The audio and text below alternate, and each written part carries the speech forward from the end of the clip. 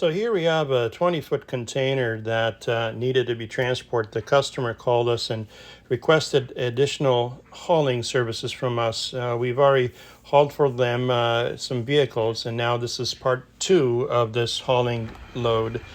We come back to pick up this 20-foot container, and the customer didn't exactly know the weight of the unit itself. They claim it was a little bit over 10,000 pounds and possibly less than 20,000 pounds. So we brought in our 26,000 pound capability combination truck trailer, and we attempted to get underneath it. Of course, we prepped the container. We brought our tow truck initially, and we lifted it off the ground and positioned it. So now we're backing in gently and securely and safely our wedge trailer, our 53-foot wedge trailer. This is our truck. Our driver trailer here, combination. He did a great job getting into this off-road terrain and side road here. He's backing in closely to the fence and to the other obstacles that are in the way, lining the wedge trailer perfectly so you can sweep the container. The driver's doing a great job. Or slip right underneath the container, as you see here, backing in slowly. And lining it up is important because underneath the container, we actually added these 2x4s or 4x4s actually that will support and kind of wedge the upper frame from scraping the trailer itself as he's backing into. And you can clearly see here he's slowly progressing, trying to line up to align himself directly underneath the trailer itself, underneath the container. So the container is propped upwards with the center blocked up in the air. And you see here the wedge beams that we have placed.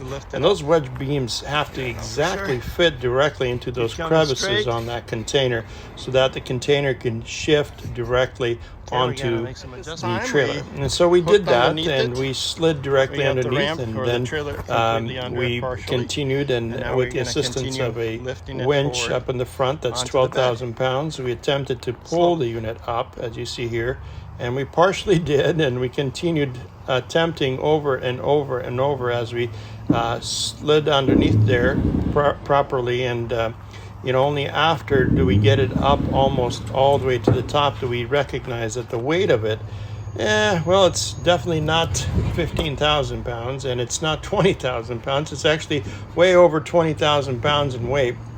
And so here we invested quite a bit of time to get up here, 500 miles approximately, to get to this unit to haul it. And because the customer wasn't aware or knew or was able to measure the exact weight, our trailer was not supporting this weight. As you see, we got it all the way almost to the very top onto the trailer.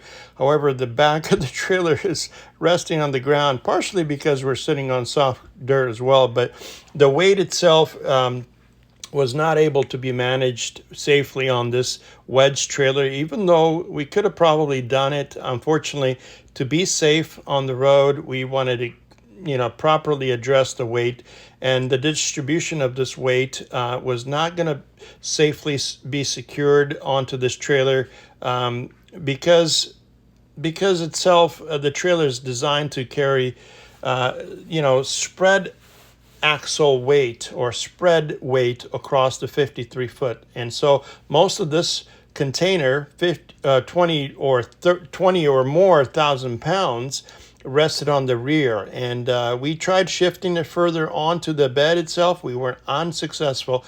The weight itself was too heavy for this trailer, and so we invested quite a bit of time trying to manage this. And sometimes you get to these points and you think, okay, you know what, I'm going to do everything within my power, but you got to reconsider and think outside of the box sometimes. And in this case, we rejected to transport, and we had the customer. We refunded we refunded the customer the cost involved with the second part of this load, and we supported them by referring them to another agency locally that could have made this delivery. So we dropped the container back on the ground, we slid from underneath it, we repositioned it and lowered it down and kept its positioning so that any other company that would have come with a lowboy or with a crane or with a lift that was capable could manage it properly. Here's the container back on the ground. positioned for someone else to handle. We rejected the load, and sometimes that's what it takes.